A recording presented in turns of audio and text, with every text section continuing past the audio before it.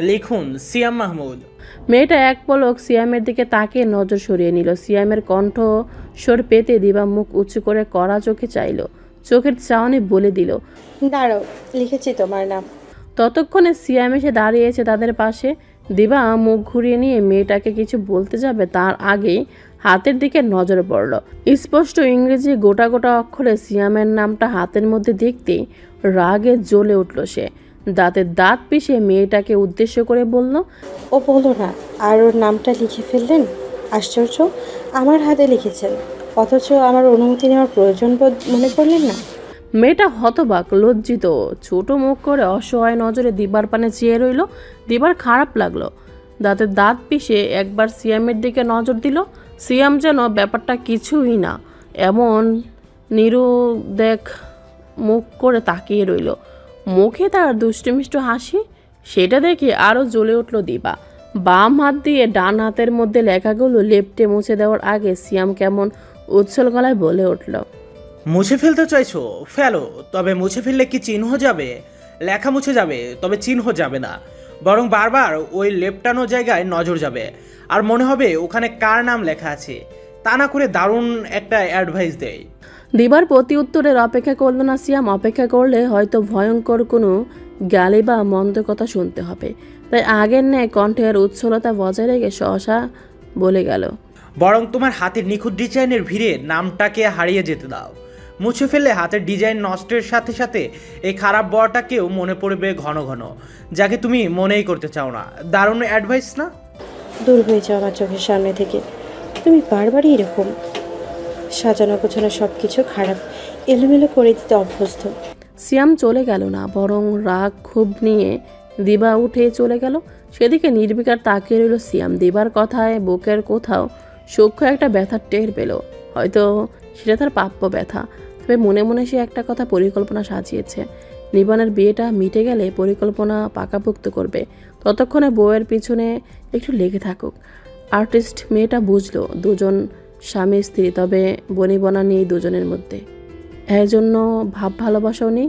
নাফিমও মেহেদি লাগাবে বলে বায়না ধরলো। ওকে নিয়ে মস্করা শুরু করলো। মৌনতা বলল, এই তুই শরীর তো, না হলে মেয়েদের মতো এরকম মেহেদি লাগাবি বলে বায়না ধরেছিস কেন? ছেলেদের রং মাখতে নেই জানিস না? পাশে বসা মান্যতা মুহূর্তে দমকে উঠল, বলল, সব কি ধরনের কথা মনো? ও বাচ্চা, ও এইসব বোঝে? আর এ কেমন উদাহরণের ছি, দিন দিন বেশি পাকনামো হচ্ছে। কোথায় কি বলতে হয় বুঝ জ্ঞান হচ্ছে না দেখছি। থাক, ও তো বাচ্চা, বকো না, কথার ছলে বলে ফেলেছে। তন্ময়ের কথাটা বললে নাফিমকে কাছ থেকে ডাকলো। নাফিম, আমার কাছে এসো, আমি মেহেদি লাগিয়ে দিচ্ছি। নাফিম সহসা প্রশ্ন করলো, ছোট বৌমনি, ছেলেদের মেহেদি লাগাতে নেই? না, ছেলেদের রংচং মাখা ঠিক নয়, তবে তুমি তো ছোট, তুমি লাগালে কিছু হবে না, এসো লাগিয়ে দিই। না থাক, তবে আমি মাখতে চাই না।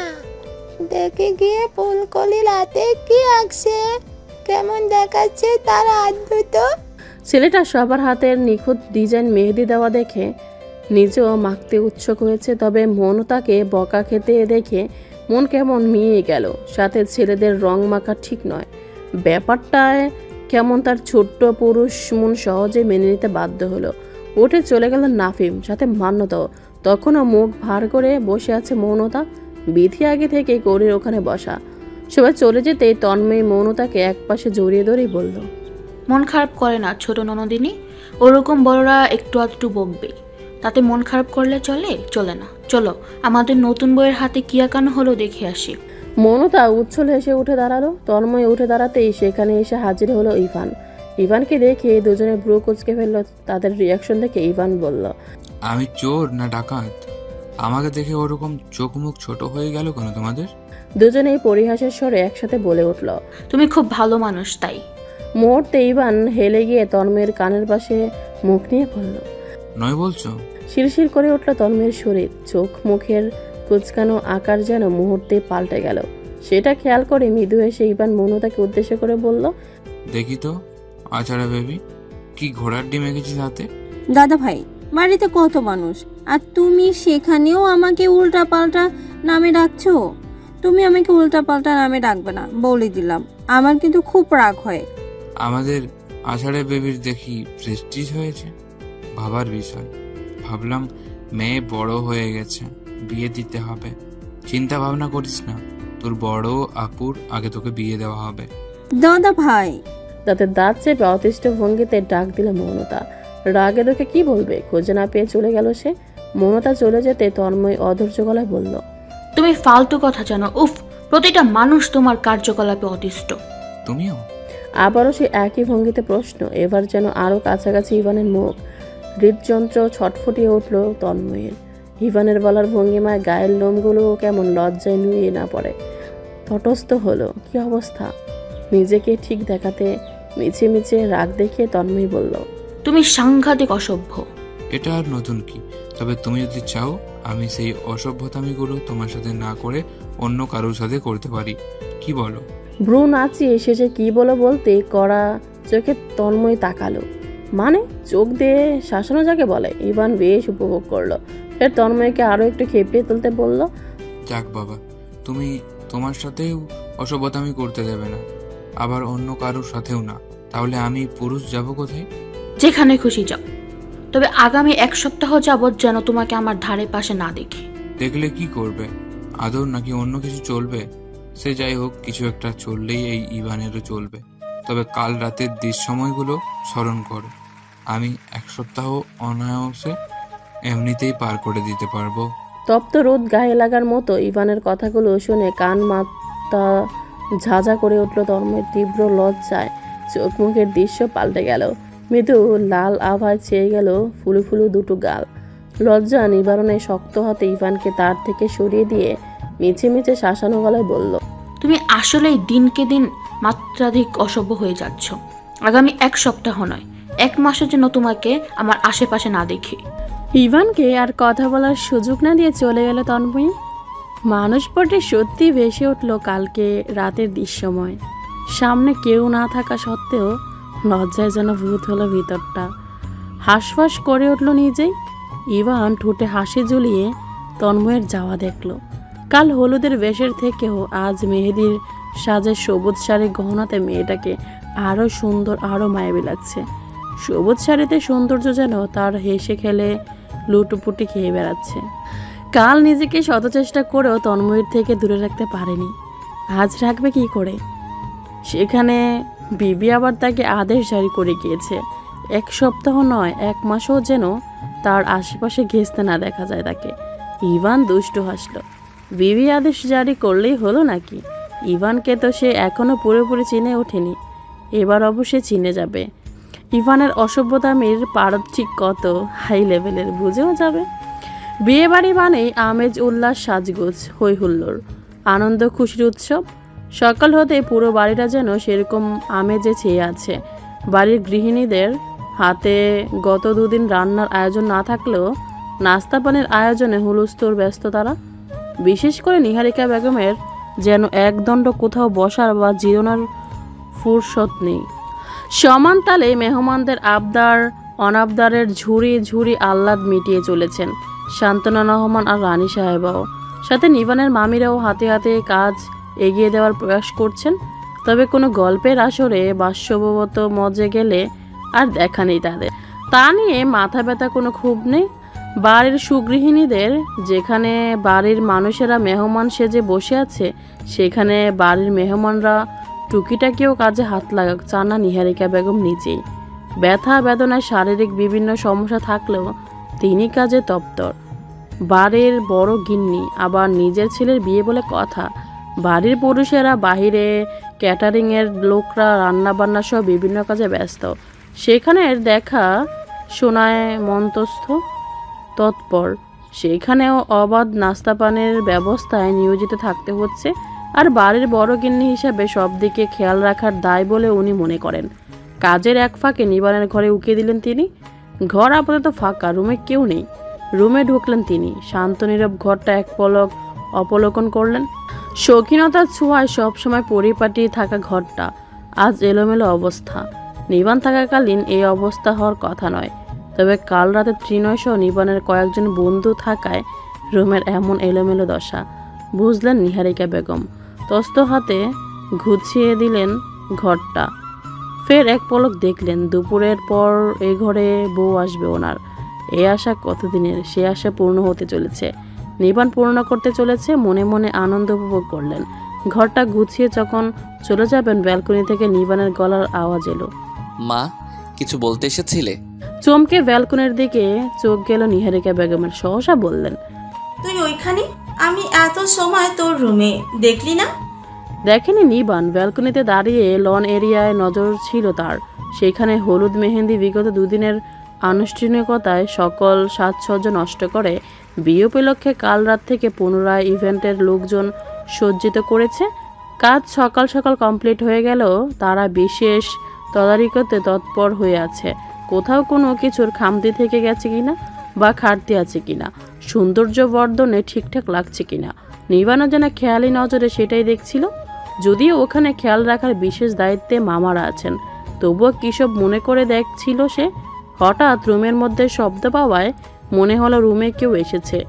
মাকে রুম থেকে বের হতে দেখে তৎক্ষণাৎ প্রশ্নটা শুধালো সে।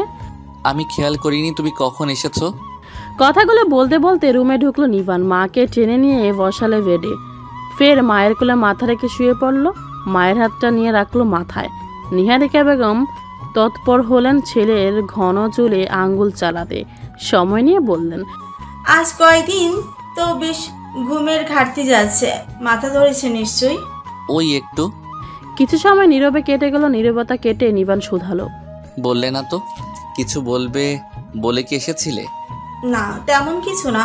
তুই কি করছিস তাই দেখতে এলাম। সকালে খাবারটাও তো এখনো খেলি না, তাই আর কি। আবারও কিছু সময় নীরবতা চলল দুপাশে। এবার নিহারিকা বেগম কথা পারলেন, বললেন, তোর দাদুমাকে তোর বিয়ের কথা জানাবি না? তুই কিন্তু ওই বংশের বড় ছেলে এবং ওনার বড় নাতি। যাই হয়ে যাক, সেই নাতির বিয়েতে কিন্তু ওনার থাকা উচিত। ইনভাইটেশন কার্ড পাঠিয়ে দিয়েছি তো, সাথে দাদুমা আর ছোট চাচ্চুর সাথেও কথা হয়েছে। দাদুমা অসুস্থ, ব্যথা বেদনায় বিছানা ছেড়ে উঠতে পারছেন না নাকি। ছোট চাচ্চু ওনাকে ছেড়ে কাল আসতে পারেননি। আর এমনিতেই সব কিছু তো কেমন হঠাৎই হচ্ছে। তবে দাদুমা না আসলেও চাচ্চু বলেছেন আজ বিয়ে তো অবশ্যই আসবেন তিনি। নিহারিকা বেগম ছেলের দায়িত্ববোধ দেখে খুশি হলেন। খুশিতে আপ্লুত হয়ে ছেলের কপালে চুমো বসালেন। ফের আবেগে বলে বসলেন, তুই আমার খুব ভালো ছেলে, আমার গর্ব সার্থক। আমি সত্যি রত্নগর্ভা মা। চোখ মেলে মায়ের ক্লান্ত মুখের দিকে তাকালো নিবান। খুশিতে ঝলমলে মুখটা দেখলো কিছুক্ষণ। ফের মায়ের মাথাটা হাত দিয়ে নিচু করে নিয়ে কপালে গাঢ় চুমু খেলো। মৃদু হেসে কেমন আদরি কণ্ঠে সেও জানালো, তুমিও আমার সেই শান্তিময়ী মা, যার গর্ভে জন্ম নিয়ে আমিও সন্তান সার্থক। নিহারিকা বেগম আবেগপ্রবণ হলেন। সে আবেগের ঝড়ঝড় বর্ষণ ছেলের কপালে দীর্ঘ সময় ঠোঁট ছুঁয়ে ঝরলেন তিনি। নিবানও চোখ বুজে কেমন নিশ্চুপ রইল সে আদরে। সকাল কেটে গিয়ে যখন দুপুর হতে লাগলো, সাজ সাজ রবে চারিদিকে হইচই পড়ে গেল। সকাল 10টা বাজতে পার্লারের কিছু মেয়েরা এসে হাজির বাড়িতে। সব কিছু ওই মানুষের সিদ্ধান্ত মতো বাড়িতেই হচ্ছে। সময় যত এগোতে লাগলো, ভিতরের আবেগ অনুভূতির উৎকণ্ঠা যেন ততই তীব্র হারে বাড়তে থাকলো। বুকের ভিতরে স্বাভাবিক থাকা সকল যন্ত্র আজ অনিয়ন্ত্রিত। সব কিছু অস্বাভাবিকতা, উৎকণ্ঠা সেকেন্ডে সেকেন্ডে টের পাচ্ছে কৌরি।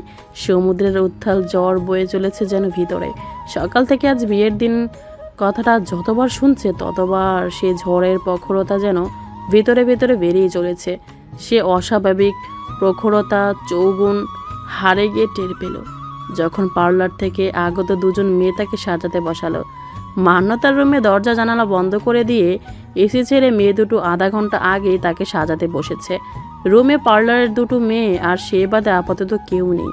সাধারণ সাজ দিতে বলা হয়েছে, অতিরঞ্জিত কোনো কিছু নয়, সেভাবেই সাজানো হচ্ছে। গাঢ় লাল রঙের শাড়িটাতে সোনালি জরির কাজ, এত ভারী কাজ। শাড়ির লাল অংশ বিশেষগুলো খুব কম নজরে পড়ছে, বোঝা যাচ্ছে। মনে হচ্ছে লাল নয়, সোনার সুতোয় গাঁথা কারুকার্যের বুননে শাড়িটা, সাথে কোণে পর্যন্ত একই বুননে ডিজাইনরা ম্যাচিং ব্লাউজ। হয়তো দামি শাড়ির সাথে রূপ ম্যাচিং ব্লাউজ থাকাটা শুভনীয়। সে ভারী শাড়িটা সুনিপুণ সুদক্ষ হাতে পার্লারের সুন্দরী এক রমণী তাকে পরিয়ে দিয়েছে। ব্লাউজ পেটিকোট আগে পরা ছিল, শাড়িটা পরিয়ে মেয়েটা যেন হাফ ছাড়ল। কৌরিও মনে হলো সুদক্ষ হাত হলেও শাড়িটা পরাতে মেয়েটাকে বেশ ঝামেলা পোয়াতে হয়েছে। তবে শাড়ি পরানো শেষে মেয়েটা কৌরির দিকে তাকিয়ে কেমন মুগ্ধ গলায় বলল, মাশাআল্লাহ, যে আপনাকে পছন্দ করে স্যারের সাথে বিয়ে দিচ্ছেন, তার পছন্দ তেমন অতুলনীয়। যে এই শাড়িটা পছন্দ করে কিনেছে, মাশাআল্লাহ, ওনার পছন্দ এবং রুচিশীলতা প্রশংসার যোগ্য।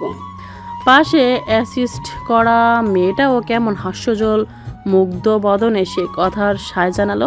সামনে আয়না, মেয়েটার কথার জৌলুসে আপ্লুত হয়ে একরাশ লজ্জাসীমাহীন উৎকণ্ঠা নিয়েও দেখলো নিজেকে। আজ 3 দিন ভিন্ন রঙা একটানা শাড়ি পরেছে সে।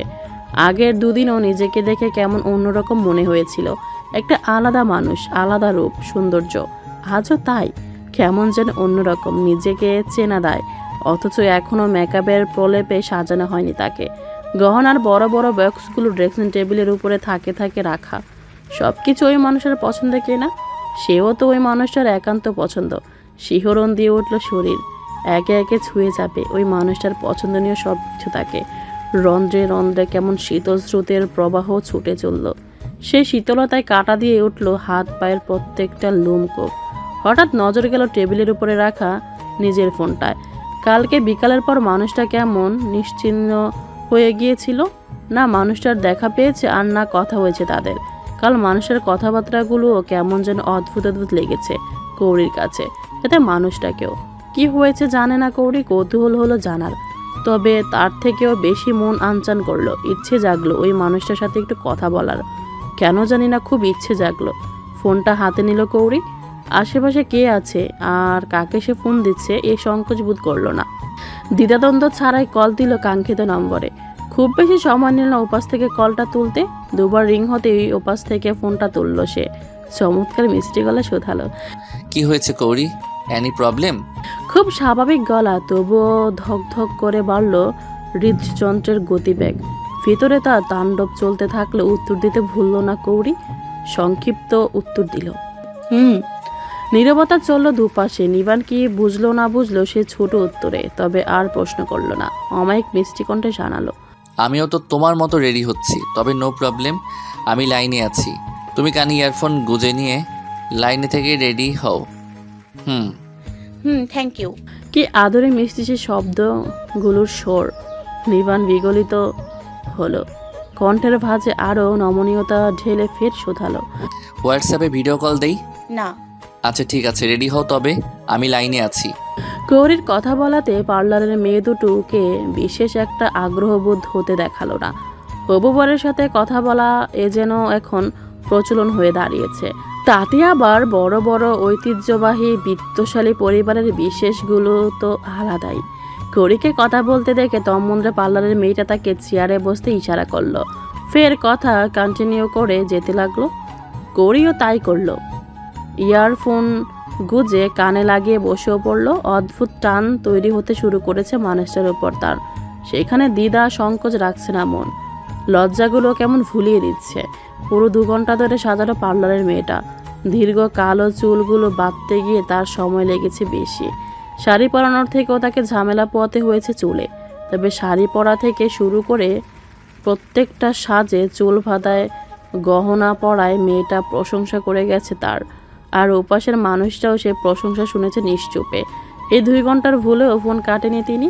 তবে বিশেষ কথা হয়েছে তাদের, তেমনটাও নয়। তবে কেমন যেন ফোনটা কাটতে ইচ্ছে হয়নি কৌরির। এমন পাগলামো কখনো করবে সে আশা করেনি। তবে পাগলামোতে তীব্র প্রশ্রয় পেয়ে নিজেও কেমন অটল ছিল।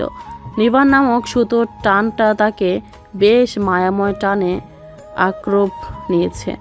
এটাও বেশ উপলব্ধি করে ফেলেছে আজ শুক্রবার, বিয়ে বাদেও জুমার দিন হওয়ায় সব ছেলেগুলো সকাল সকাল রেডি হয়ে নিয়েছে।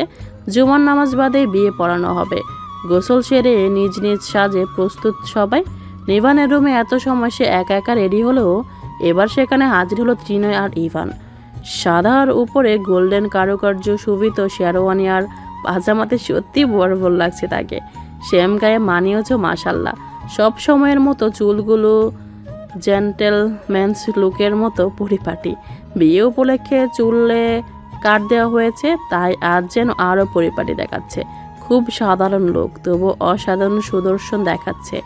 বাইকে দেখে ইভান কমল উচ্ছল গলায় বলে উঠল, মাশাআল্লাহ, নজর না লাগ যায় আমার ভ্রাতৃস্ত্রীকে। নিবান বিশেষ পাত্তা দিল না ইভানের কথা। ইভান এসে দাঁড়ালো নিবানের সামনে, বলল, শেরওয়ানির সাথে সৌন্দর্য বর্ধনের গলার সেই হাতটা পেরেছো কই? আর শেরওয়ানিতে জড়ানো ওড়নাটাও তো গলায় জড়ালে না। নিবান তখন আয়নার সামনে নিজেকে ঠিকঠাক লাগছে কিনা দেখে নিতে ব্যস্ত। ইভান কথাটা বলতে অস্বাভাবিক ভঙ্গিতে বলল, এই আমি পুরুষ, মেয়ে লোক নই যে গলায় ভারী হার ঝুলাবো, ড্রেসের সাথে ম্যাচিং করে গায়ে ওড়নাও জড়াবো। ওসব চলবে না, আমি এভাবেই কমফোর্টেবল, দ্যাটস এনাফ। ওটা শুধু বিয়ে উপলক্ষ সৌন্দর্য বর্ধনে পরা হয়, সব সময় পরছো এমন তো নয়।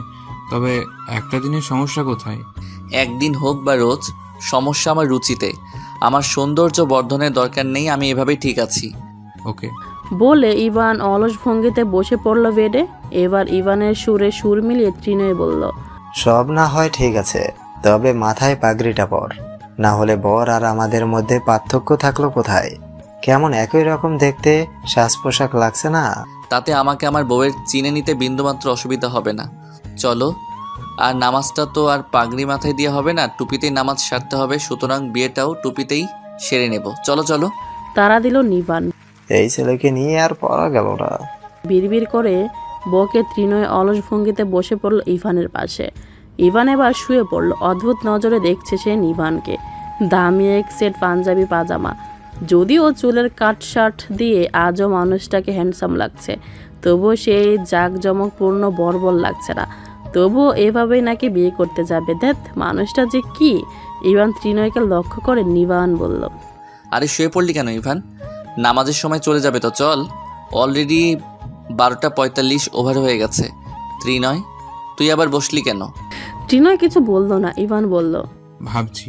নিবান এবার বিরক্ত হলো। বিরক্ত নিয়ে শুধালো, কি ভাবছিস? তোমার বিয়ে নাকি মুখ ভাতের অনুষ্ঠান? নিবানের আরও বিরক্ত হওয়ার কথা, সেখানে ইভানের কথায় অমায়িক হাসল সে। ফের নিজেকে আরও একবার দেখে নিয়ে পিছিয়ে মুড়ে ইভান আর ত্রিনয় দুজনকে উদ্দেশ্য করে বলল, মুখে ভাতের অনুষ্ঠান, তোরাও খেতে চাইলে আয়, আমি যাচ্ছি। চলে গেল নিবান। ইভান ডাকলো, তবুও পিছে ফিরল না। ত্রিনয় ডাকলো, তবুও ফিরল না। হতাশ হলো দুজনে। ফের একই শব্দে বিড়বিড়ালো দুজনে, এ কেমন বর, যার লোক শরম লাজ লজ্জা কিছুই নেই। যেখানে ভাই বন্ধুরা হাত ধরে তাকে বিয়ের আসরে নিয়ে যাবে, তার সে লজ্জায় ঠিহরে মাথা নিচু করে ভাই বন্ধুর হাত চেপে ধরে থাকবে। তা না, ভাই বন্ধু রেখেই একা একা বিয়ে করতে চলে গেল। আশ্চর্য ছেলে। বাড়ির পাশে জামে মসজিদ। বাড়ির ছোট বড় সকল পুরুষ নামাজ আদায়ের লক্ষ্যে মসজিদে অগ্রসর হয়ে প্রস্তুতি নিল। সবাই একই সাথে যাবে। নিজের ঘর থেকে বের হয়ে নিবান সোজা মায়ের ঘরে ঢুকলো। সেখানে নিহারিকা বেগম জাহিদ সাহেবকে প্রস্তুতি করাচ্ছিলেন। সাদা পাঞ্জাবি পাজামা পরিয়ে তাকে হুইল চেয়ারে বসিয়ে গায়ে আতর লাগিয়ে দিচ্ছিলেন। এমন সময় দরজায় টোকা পড়তে জাহিদ সাহেব থেকে নিজেকে সরিয়ে আসার অনুমতি দিলেন। অনুমতি পেতে নিবান ভিতরে ঢুকলো। মুগ্ধ নজরে নিহারিকা বেগম ছেলেকে দেখে গেলেন, তবে মুখে কিছু বললেন না। জাহিদ সাহেব কথা বাড়ালেন, তুমি আসতে গেলে কেন? আমি তো আসছিলাম। নিবান মৃদু হাসলো। সহসা ওনার দিকে এগিয়ে এক হাঁটু ঘেরে ওনার সম্মুখে বসলো। ওনার কোলের মধ্যে রাখা হাতটা উপর নিজের হাতটা কমল স্পর্শে রাখলো। সেই স্পর্শে জাহিদ সাহেবের পুরুষ চওড়া হাতটা মৃদু কেঁপে উঠল। এই স্পর্শের মালিকের প্রতি ওনার ভীষণ মায়া, স্নেহ, দরদ, আবেগ। পোষা পাখি যে, লোকে বলে পোষা জিনিসের প্রতি আপন জিনিসের থেকে মায়া বেশি, দরদ বেশি। জাহিদ সাহেবের ভাবনার মধ্যে নিবান নম্রকণ্ঠে শুধালো, আপনি আমার এহেন সিদ্ধান্তে অসন্তুষ্ট নন তো? যদিও আজ বিয়ের দিন এমন প্রশ্ন বেমানান। অবাক হলেন জাহিদ সাহেব। গলার স্বরেও তেমন অবাকতা ঢেলে শুধালেন, অসন্তুষ্ট হব কেন? আপনি সবসময় আমার সকল সিদ্ধান্তকে প্রায়োরিটি দিয়ে এসেছেন। আমার জীবনে এমন একটা সিদ্ধান্ত নেওয়ার আগে আপনার সিদ্ধান্ত জানতে চাইলাম না, এই জন্য। অমায়িক হাসেন জাহিদ। বয়স বাড়ল, সুদর্শন চেহারার জৌলুসতা এখনও কমেনি, বরং কাঁচা পাকা চাপদারিতে বেশ দেখায়। সে মুখে হাসিটা যেন আরও মুক্ত ঝরায়। বাবার মুখের হাসিটাও তাকে বেশ আনন্দ দিত, এরকম ঝলমলে ছিল। নিবান সে মুখের দিকে চেয়ে রইল নিষ্পলক। জায়েদ সাহেব নিজের হাতটা নিবানের হাতের নিচ থেকে টেনে নিয়ে সেটা আবার ভারসাপূর্ণ স্পর্শ নিবানের হাতের উপর রাখলো। ফের অমায়িকতা কণ্ঠে শুধালেন, তুমি তো নিজের সিদ্ধান্ত জারি করার আগেই কৌরিকে আমার কাছে চেয়েছিলে, তবে অসন্তুষ্ট হব কেন? আমি তখনই ভীষণ খুশি হয়েছিলাম যখন তুমি কৌরিকে নিজের জন্য এ বাড়িতে রাখতে চাইলে। ওই মেয়েটার বাবার কাছে আমি ঋণী, অসময়ে দুর্লভ বন্ধু আমার সে। আমি সেই মানুষটার কৃতজ্ঞতা চোকাতে পারবো না। তাই চেয়েছিলাম মেয়েটা যখন আমার ঋণ শোধ করার কিছুটা সুযোগ দিয়েছে, তবে কৌশিকের সুখ সমৃদ্ধ নিজের হাতে গুছিয়ে দেব। তুমি আমার দায়িত্ববান বাচ্চা, আর সেই দায়িত্ববান সন্তানের অধীনে ওকে নিজের কাছে যখন আঁকতে পারছি, এর চেয়ে ভালো সুখ সমৃদ্ধি ওর জন্য আর কি হয়। আর দ্বিতীয়ত, আমি কখনোই তোমার সিদ্ধান্তে অসন্তুষ্ট হই না। সিদ্ধান্ত ঠিকঠাক মনে না হলেও প্রশ্ন থাকে অন্তরে, তবে তোমার প্রতি অসন্তুষ্ট কখনো হই না। তুমি আমার প্রথম সন্তান, সেটা তুমি মানো আর না মানো, আমি মানি, মেনে এসেছি বরাবর, আর এটাও মনে প্রাণে মানি। তুমি আমার দায়িত্ববান খুব ভালো বাচ্চা, বুঝদার বাচ্চা, তাই তুমি কখনো উল্টাপাল্টা সিদ্ধান্ত নেবে বা নিতে পারো বা ভুল ভাল কাজ করবে, এটা আমি মানি না, আমার মন মানে না। আর আমি সেই সিদ্ধান্তে অসন্তুষ্ট হব এমন দিন কখনোই না আসুক। এমন দিনটা আল্লাহ যেন আমাকে না দেখান, তার আগেই যেন আমার মৃত্যুর দুয়ারে। নিবান কথা শেষ করতে দিল না, তার আগেই হাত চেপে ধরল ওনার। সেই হাতটা নিজের মাথায় রেখে বলল, আপনি যেমন বাবা হয়ে আপনার সন্তানের অমঙ্গল কখনো আশঙ্কা করেন না, চান না, তেমন সেই সন্তানটাও তার বাবার মুখে অমঙ্গলের কথা শুনতে চায় না, আশঙ্কাও করে না। মৃত্যু অপ্রিয় সত্যি, প্রতিটি প্রাণীকে মৃত্যুর সম্মুখীন হতেই হবে, তবুও আশঙ্কা করে না, শুনতে চায় না। আপনার কাছে একটাই চাওয়া পাওয়া আমার সব সময়, আপনার বড় সন্তান হিসেবে আপনার দেওয়া দায়িত্ব কর্তব্যগুলো যেন আমি নিষ্ঠার সাথে সর্বদাই পালন করে যেতে পারি। রবের কাছে আমার জন্য সব সময় সেই প্রার্থনাই করে যাবেন। আমার সকল প্রার্থনায় আমার সন্তানরা, তোমরা তোমাদের ভালো মন্দ প্রার্থনায় তো বাবার হিসাবে সর্বদা কাম্য। আমি সেই প্রার্থনায় সর্বদা উতলা হয়ে থাকি। আলাদা করে আমার সন্তানের চাইতে হবে না এই বাবার দোয়া। আর তুমি বাচ্চাটা আমার জীবনে কি সেটা তুমি বুঝবে না নিভান, তবে বাবা হও কিছুটা হলেও অনুধাবন করতে পারবে। নিজের প্রথম সন্তান, সেটা রক্তের সম্পর্কিত হোক বা আত্মার, আর যেমনই হোক, তার প্রতি বাবা মায়ের ভালোবাসা, মায়া, টান ঠিক কেমন সেটা বাবা না হওয়া অবধি বুঝবে না, উপলব্ধি করতে পারবে না। শক্তপোক্ত মানুষটা হঠাৎই কেমন আবেগপ্রবণ হলেন। নিবানের গালে হাত ছোঁয়ালেন, ফের বললেন, আমি জানি তুমি তোমার বাবাকে প্রচণ্ড ভালোবাসতে।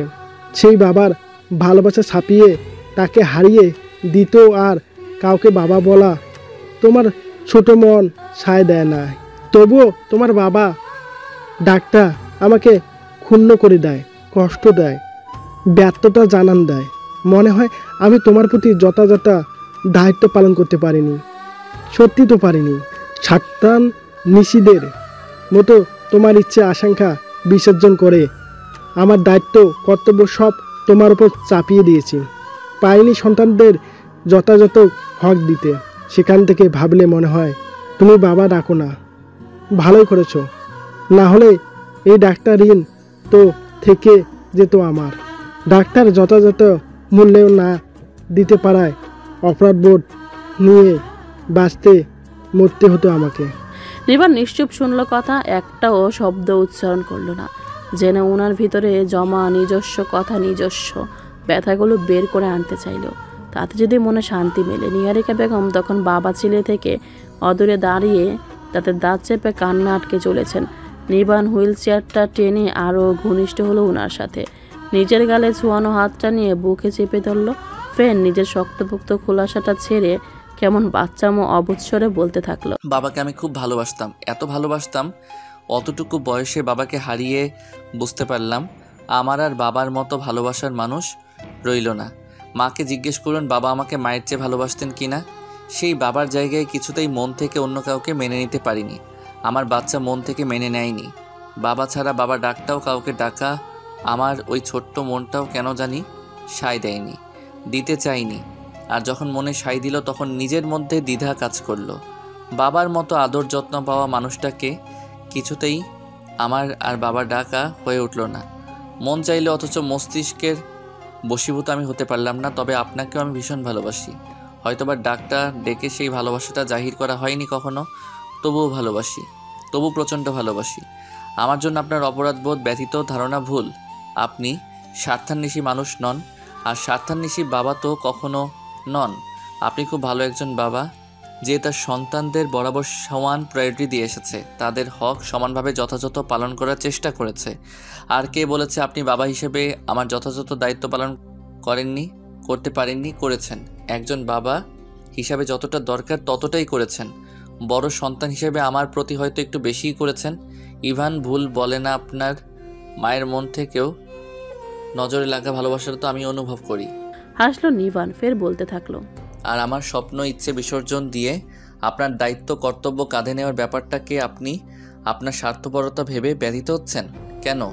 সেই দায়িত্ব কর্তব্য তো পালন করতেই হতো আমাকে। বাবার অসুস্থতার অবর্তমানে বাড়ির বড় সন্তানের কাঁধে এসে বাবার বর্তিত দায়িত্ব কর্তব্য তো পড়বেই। আর বাবা মা ভাই বোনদের প্রতি সেই দায়িত্ব কর্তব্য পালনে কখনোই আমার অনীহা ছিল না।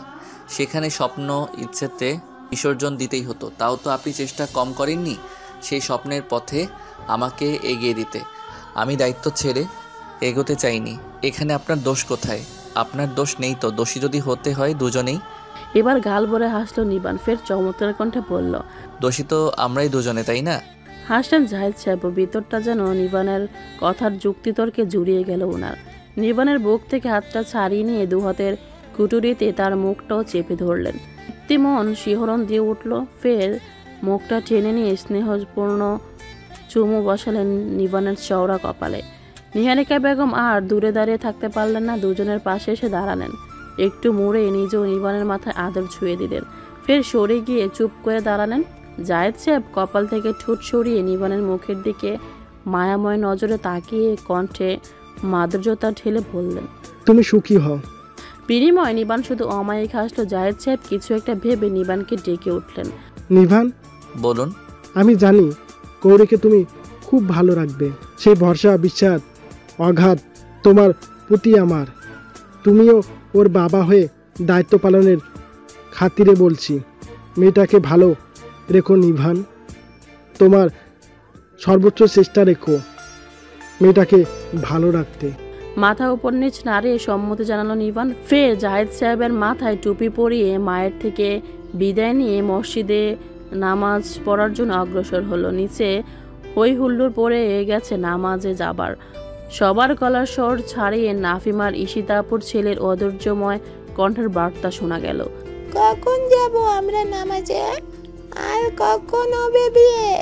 বিশাল বড় লন এরিয়াটা ইভেন্টের কর্মীরা সাজিয়েছে বেশ চমৎকার আভিজাত্যপূর্ণ নজর ধাঁধানো রূপে। সম্পূর্ণ ফুল দিয়ে চমৎকার প্রদর্শনীর স্টেজটা বেশ নজর কাটছে।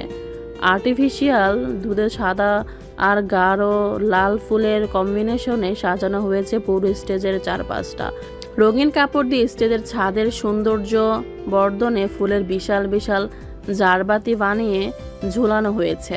সামনের পুরো এরিয়া জুড়ে শৌখিনতার ছোঁয়ায় সাজানো গোছানো চেয়ার টেবিল। সেখানে আমন্ত্রিত মানুষের ঢল। আপাতত সবাই এখন স্টেজে নিশ্চুপ কাজের মুখে পাঠ করা বাণীগুলো শুনে যাচ্ছে। স্টেজের প্রস্থ মাঝ বরাবর শটান বেলি ফুলের শত শত মালার ঝুলানো গাঁথুনি দিয়ে পর্দা তৈরি করা হয়েছে। ফুলের ঘনত্ব এত বেশি যে এপাশ ওপাশের মানুষগুলোকে অনুভব করা ছাড়া কাউকে দেখা যাচ্ছে না। যার এক পাশে বসে আছে ছেলেরা, অন্য পাশে মেয়েরা। নিস্তব্ধ নীরব পরিবেশ, শুধু কাজীর মুখের নিটল স্বচ্ছবাণীগুলো ছাড়া কোথাও কোনো টু শব্দটি নেই। অথচ কৌরি স্পষ্ট টের পাচ্ছে তার ধক ধক করে তরপানো হৃদস্পন্দনের গতি। তার মনে হচ্ছে আশেপাশে মানুষগুলো এই শব্দের স্থিরতা শুনতে পাচ্ছে। এই শব্দের সূচনা তো অনেক আগে শুরু হয়েছে, তবে একধারে চলছে। তাকে স্টেজে আনার আগ মুহূর্ত থেকে রাজকীয়ভাবে তাকে স্টেজে আনা হয়েছে। কি হই হল্লুরে, মিষ্টি সম্বোধন, অভ্যর্থনা জানিয়ে তাকে স্টেজ পর্যন্ত আনা হলো। অদ্ভুত ফিল হয়েছে তার, আর এখন আরও অদ্ভুত অনুভব হচ্ছে। হাত পায়ের হিমভাবটা যেন প্রকট হচ্ছে, শ্বাস প্রশ্বাসের তাল হারিয়ে যাচ্ছে, ভাবনাগুলো কেমন খেয়ে হারাচ্ছে। আর এলোমেলো অনুভূতি আর ভাবনার মাঝে যখন স্পষ্ট পরিচিত কণ্ঠের কবুল বার্তা শুনল, সব অনুভূতির দুয়ার যেন খিচে বন্ধ হয়ে গেল। মুখ উঁচু করে তার সামনাসামনি বসা মানুষটার দিকে চেয়ে পড়ল, অথচ মানুষটাকে নয়, নজরে পড়ল বেলি ফুলের আচ্ছাদিত দেয়ালটা। অথচ নিষ্পলক চোখে চেয়ে রইল কৌরি। ফের কাজের প্রতিটা বার্তা সমর্থন করে যখন আরও দুবার কবুল বলল, কৌরির তো হুশি উড়ে গেল।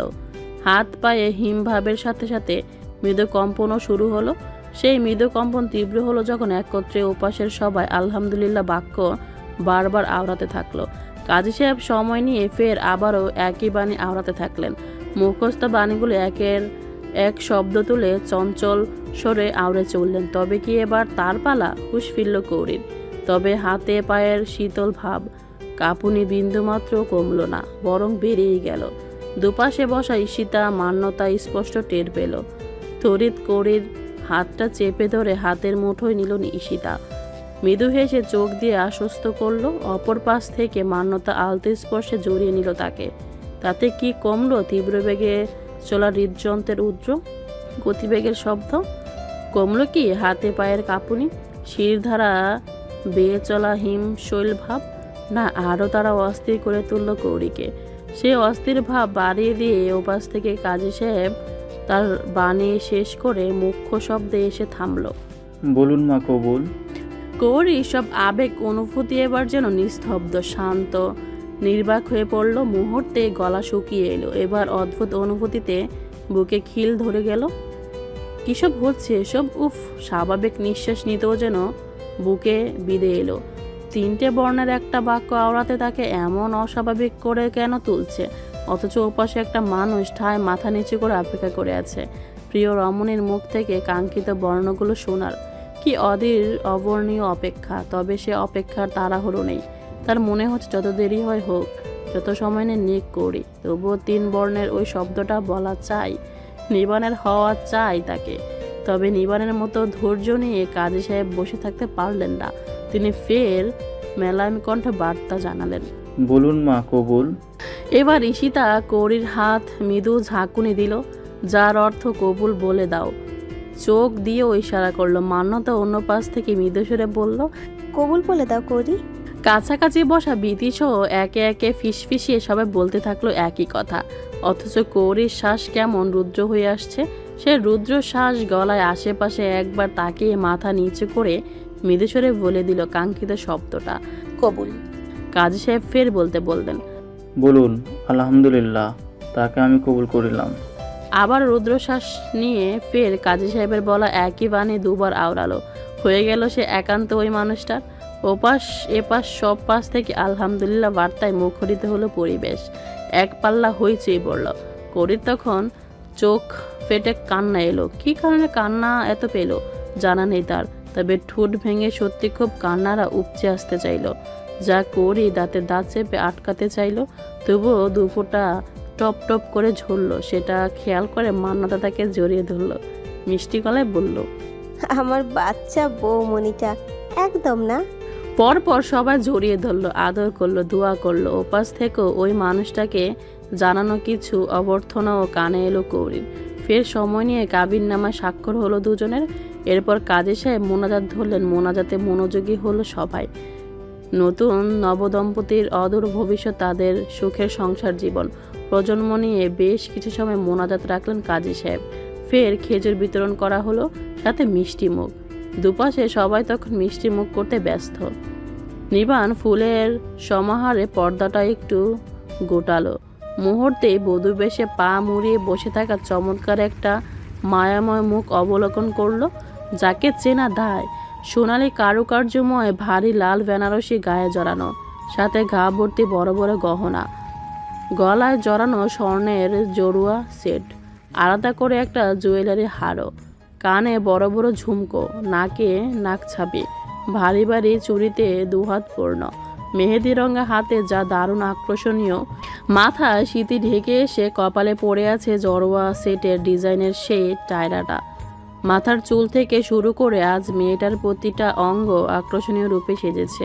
কি মায়াময় সে চন্দ্রপ্রদীপ রূপ, মুগ্ধতায় ডুবে গেল নয়ন। এই মেয়েটার আজ থেকে শুধুই তার অন্তরিক্ষের অনুভূতিগুলো কেমন সুখ সুখ প্রজাপতি হয়ে ডানা উঠতে থাকলো। এই ক্ষণটার কত অপেক্ষা ছিল তার। কালও এই সময়টা তো এখনকার অপেক্ষায় অস্থির ছিল। অপেক্ষারও তো সে ক্ষণটা কেটে গিয়ে কাঙ্ক্ষিত রমণীটি হয়ে গেল তার। মেয়েটা খেজুর খাচ্ছে, কি লোভনীয় চিত্র। তড়িৎ পকেট থেকে ফোন বের করে একটা পিক তুলে নিল। অমনি নজর গেল সবার সেদিকে। কৌরিও তাকিয়ে পড়ল। নিবান চমৎকার হেসে মায়া মায়া কণ্ঠে বলল, কংগ্রাচুলেশনস মাই ডিয়ার লাইফলাইন। লজ্জা পেয়ে মাথা নিচু করে নিল কৌরি। হৃদযন্ত্রের ধক ধকানি পুনরায় নিজের অবস্থানে ফিরে এলো। ঈশিতা মিছে মিছে বকে উঠল, এখনো বিয়ের কোনো আনুষ্ঠানিকতা শেষ হয়নি, তুই বইয়ের মুখ দেখলি কেন? ঈশিতা আর বকা বিন্দুমাত্র পাত্তা দিল না নিবান। হাত বাড়িয়ে কৌরির আদা খাওয়া খেজুরটা তার হাত থেকে কেড়ে নিয়ে গালে ঢুকিয়ে দিয়ে পর্দার আড়ালে সরে গেল। গম্ভীর্য ছেলেটার এমন উচ্ছল কাণ্ড সবাই এত সময় হাঁ হয়ে দেখছিল। নিবান সরে যেতে হেসে দিল সবাই। মান্যতা বিধি এটা নিয়ে কৌরির সাথে মজা লুটতেও ভুলল না। বিয়ে পড়ানো শেষ। ঈশিতা প্রদত্ত বাড়ির সমবয়সী ছেলেমেয়েরা মিলে বিয়ের বিভিন্ন আনুষ্ঠানিকতা পালন করলো। তন্মধ্যে বড় বউয়ের হাতে হাত রেখে প্রথম স্পর্শ করে সালাম প্রদর্শন, নব বর বধূ দুজনের মুখ আয়নাতে দেখা, দুধে আলতা পানিতে আংটি ফেলে খোঁজা, দুজনে একে অপরকে মিষ্টি মুখ করানো, সমস্ত আনুষ্ঠানিক সহ ক্ষণে ক্ষণে নব বর বধূর ফটোশ্যুট হলো। নিবান চলে যেতে তন্মধ্যে সেখানে দাঁড়ানো নাফিম কৌতূহলী মনে জিজ্ঞেস করলো, আজ থেকে ফুলকলিকে আমি কি বলে দেখবো? মান্যতা তার গুলুমুলু গালটা টিপে দিয়ে বলল, বড় বৌমনি। কিন্তু ফুলকলি তো ছোট মনিরও ছোট, তবে কেন তাকে বড় বউতা মনি বলে ডাকবো?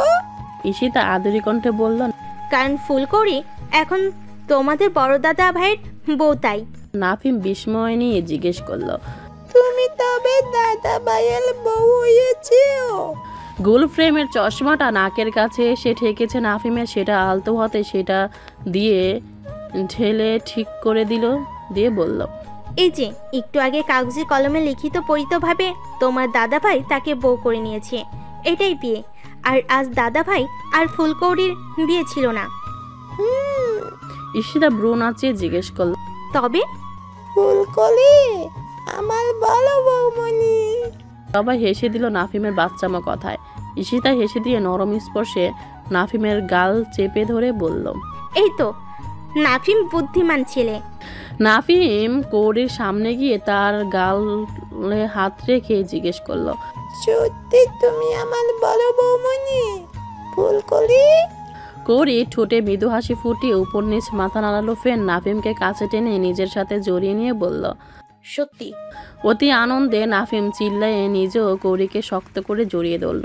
সে আনন্দে সবাই সামিল হলো। ফুলকৌরি পাগল নাফিমকে সবাই দুষ্টুমির ছলে খোঁচালো, হাসলো, মজা করলো। তবে আনুষ্ঠানিকতা শেষে নিবানকে আর আশেপাশে দেখা গেল না। তারপর পুরো দুপুরটা কেটে গেল আমন্ত্রিত মেহমানদের মেহমানদারিতে।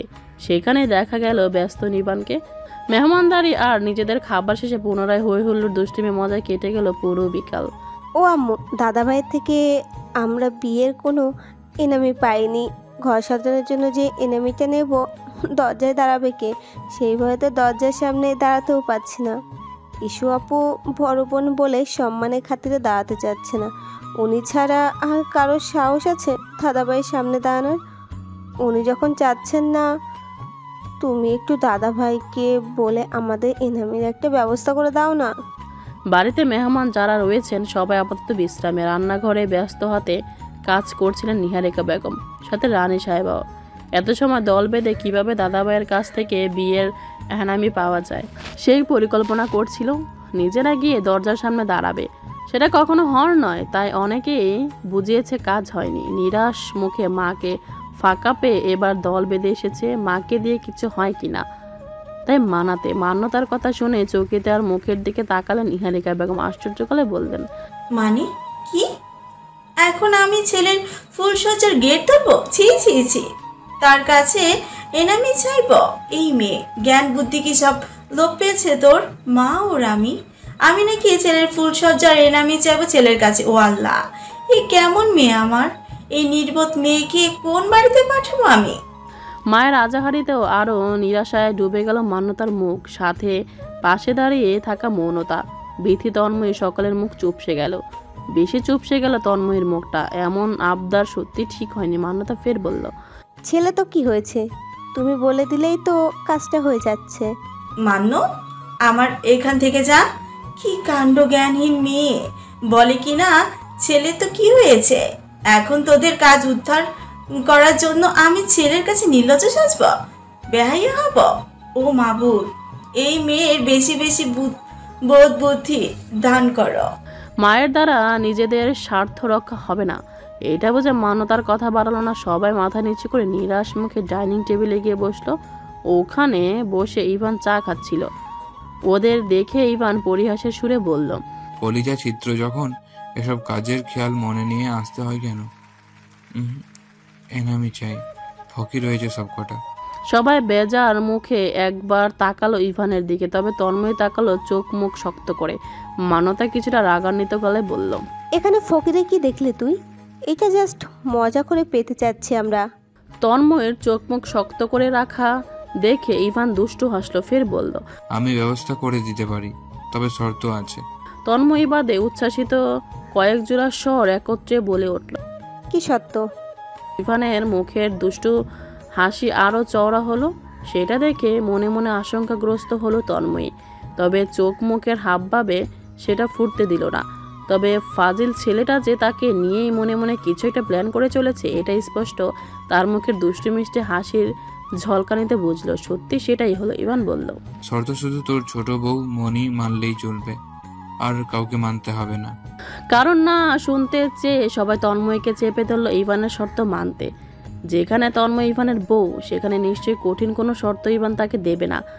এমন যুক্তি তর্কে তন্ময়কে বুঝাতে থাকলো তারা। তন্ময়ী পড়লো চিপায়। হতভম্ব চোখে একবার আশা নিয়ে তাকে বোঝানো মেয়েগুলোকে দেখলো, তো একবার ঠোঁটে দুষ্টু হাসি লেপটে রাখা ইভানকে দেখতে থাকলো। কি করবে এখন সে? তন্ময়ের পরিস্থিতি বুঝে ইভানের দুষ্টু মিষ্টি মাখা মুখটা যেন আরও ঝলমলে হয়ে উঠল। কাল রাতে সত্যি মেয়েটা তার কথা রাখতে তার কাছে ঘুমায়নি। ইভান শত চেষ্টা করেও মেয়েটার নাগাল পায়নি। তবে আজ কি করবে? হঠাৎ তন্ময় বলে উঠল, দরকার পড়লে কাল নিভান ভাইয়ের কাছ থেকে এনামে আমি চেয়ে দেব তোমাদের। তবুও কোনো বদমতলবী মানুষের শর্ত মানতে রাজি নই। ছোটদা ভাই বদমতলবী। মান্যতা কথাটা জিজ্ঞেস করলো। তন্ময় উত্তর দেওয়ার আগে মনতা চটপটে গলায় বলল, তুমি পারবে তো? ইভানের দুষ্টু হাসিটা তখনও তার ঠোঁট জুড়ে মাখামাখি, নিশ্চিত অন্য কোনো ছক কষছে। তবুও তন্ময় শক্ত গলায় জবাব দিল, দরকার পড়লে দাদা ভাইকে দিয়ে পারিয়ে নেব। তাই তো, ত্রিনয় ভাইয়া আছে, সেটা তো মাথায় ছিল না আপু। ত্রিনয় ভাইয়াকে ধরলে তো এত সময় সমাধান হয়ে যেত সবকিছুর। মান্যতাকে উদ্দেশ্য করে কথাটা বলতেই ধক করে উঠল মেয়েটার বুক। লোকটাকে সে সব সময় এড়িয়ে চলতে চায়, অথচ ঘুরে ফিরে তারই নাম নেবে সবাই, আবার ঘুরে ফিরে তারই সামনেই পড়তে হয়। লোকটার কথা তো তারও মনে ছিল, তবে ওনার থেকে সাহায্য কখন নিতে চায় না বলে স্মরণ করেনি মান্যতা। অথচ সেই নামে গিয়ে গড়ালো বিষয়টা। আপু চলো, ত্রিনয় ভাইয়েরা ছাদে আড্ডা দিচ্ছে, ওনাকে গিয়ে ধরি। কথাটা বলে মান্যতার হাত টেনে নিয়ে উঠে দাঁড়ালো মৌনতা, সাথে বিথি এবং অন্যান্য মেয়েগুলো উঠে দাঁড়ালো। না বলতে গিয়েও সবার দিকে তাকে না বলতে পারল না সে। তন্ময় উঠতে গেলেই হাত চেপে ধরল ইভান, কাছে এসে বলল, আজ রাতে যেখানেই থাকো না কেন, ঘুম থেকে জেগে দেখবে তুমি ইভানের বুকের তলায়। কথাটা বলে আশেপাশে একবার নজর বুলিয়ে তড়িৎ তন্ময়ের গেলে চুমে বসালো সে। মুহূর্তেই সরে গিয়ে গুনগুন করতে করতে ছাদের দিকে অগ্রসর হলো। তন্ময় তখনও কাঠপুতুলের মতো নিশ্চল দাঁড়িয়ে। সারাদিনের হই হুল্লোড়ে দৌড়ঝাঁপ থেকে গিয়ে নিশুতি রাতের আগমন ঘটল। ক্লান্তিতে বাড়িটা তখন নিস্তব্ধতায় ছাওয়া। গৌরী তখন একাকী করে বসে নিবানের ঘরের ওয়ালসেট ড্রেসিং টেবিলের টুলে, শান্ত নীরব, চারপাশে শীতল ভাব। রুমটাতে যখন তাকে ঢুকানো হয়েছিল অদ্ভুত অনুভূতিতে সর্বাঙ্গ কেমন শিরশির করে কেঁপে উঠছিল। কাল কোথায় ছিল আর আজ কোথায় থাকতে হবে, এটা ভেবে শীর্ষেরা যেন ক্ষণে ক্ষণে তীব্র রূপে ধাপিয়ে বেড়াচ্ছে সর্বশরীরে। আশেপাশে আবারও নজর খেয়ালি হয়ে উঠল তার। শৌখিনতা আর আভিজাত্যের পরিপূর্ণ ছোঁয়ায় পরিপাটি করে রাখা ঘরটাকে বড় বড় ক্যান্ডেল লাইট দিয়ে সাজানো হয়েছে। হিমশীতল ঘরটায় কোনায় কোনায় বড় বড় মোমগুলো নরম আলোয় শোভা পাচ্ছে। ধীমে ধীমে আলোয় জ্বলছে তারা। শুধু যে ঘরের কোনায় কোনায় শোভা পেয়েছে তারা এমনটা নয়। বেডের পাশে ল্যাম্প সেট টেবিলটার চারপাশ জুড়ে, বেডের পায়ের কাছের ডিভানটার জুড়ে, বেডের অন্য পাশের ইনডোর প্লান্টের চারপাশটা জুড়ে, দরজার পাশের বড়সড় ফুলদানিটা ঘিরে সাজানো গোছানো রূপে রূপায়িত হয়েছে তারা। রুমের নীলচে সবুজ বাতির ধীমে জ্বলা আলোতে মুগ্ধ নজরে চারপাশটা দেখতে দেখতে বেডে এসে নজর থমকে গেল কৌরির। বড় বড় শৌখিন বেডটার সাদা কাভারের বিছানা জুড়ে লাল গোলাপের পাপড়িতে সাজানো। সেখানে নবদম্পতির নামটাও লেখা উজ্জ্বল নক্ষত্র রূপে। হার্টবিট তালে তালে বেড়ে গেল কৌরির। মুহূর্তে নজর সরিয়ে ঘুরে বসল সে। আয়নায় নিজের প্রতিবিম্বের প্রতি নজর পড়তেই দৃষ্টি নিজের প্রতি মুগ্ধ হলো। বিয়ের সাজ পাল্টে তাকে পুনরায় সাজানো হয়েছে। বিয়ের বাড়ির সাজ পাল্টে আর ইচ্ছে করেনি তার একটুও সাজতে। তবে মুখ ফুটে নিজের ক্লান্তি আর অস্বস্তির কথা কাউকে না বলতে পারায় পুনরায় আবার সাজতে হয়েছে তাকে। তবে বিয়ের সাজের মতো অতটাও ভারী সাজ নয়। গাঢ় খয়েরি রঙের সবুজ একটা সাউথ বেনারসি সিল্ক শাড়ি পরানো হয়েছে। ভিতরে তার ছোট ছোট ফুলের স্বর্ণালী কাজ। গলায় নতুন করে বাড়ি জড়োয়ার সেটের গহনা পরানো হয়েছে। কানে বড়সড় ঝুমকো, হাতে গাদা গাদা চুড়ি, চুল উল্টিয়ে সিথিবিহীন শটান করে বড় করে খোপা বাঁধা হয়েছে। আর খোপায় শোভা পেয়েছে কত কি গাছি গাঢ় খয়েরি গোলাপ। ম্যাচিং ডিজাইনের টায়রা ঝুলানো মাথায়। হালকা মেকআপ হলেও ঘন পল্লবীতে চোখে গাঢ় কাজলের প্রলেপটা বেশ চাকচিক্য ছড়াচ্ছে। আর তার থেকেও ঠোঁটের গাঢ় খয়েরি রঙা লিপস্টিকের প্রলেপনটা যেন পুরো মুখের গৌরবর্ণের সৌন্দর্যতা বহুগুণ বাড়িয়ে দিয়েছে। সব কিছু নিটল চোখে একবার নয় কয়েকবার দেখেছে কৌরি। সব কিছু ওই মানুষটার পছন্দেই। যেন পোশাক গহনা নয়, মানুষটাই লেপ্টে আছে সমগ্র শরীর জুড়ে। আবারও শিরশির দিয়ে উঠল শরীর। কি অদ্ভুত এক অনুভূতি। এই রুমে প্রবেশ করার পর রুমের চারপাশটা যেন ওই মানুষটার গায়ের করা পারফিউমের গন্ধে থই থই করে নেচে গিয়ে করে বেশি বেড়াচ্ছে, অথচ মানুষটা নেই। হঠাৎ দরজা খোলার খট শব্দে পিছিয়ে মুড়ে উঠে দাঁড়ালো কৌরি। কাঙ্ক্ষিত মানুষটাকে দেখতে সমগ্র শরীরে লজ্জারা ভিড় করলো। উষ্ণ অনুভূতিতে শির দ্বারা কেঁপে উঠল। হঠাৎ মনে হলো মাথায় কাপড় নেই। তড়িৎ মাথায় কাপড় টেনে দিল।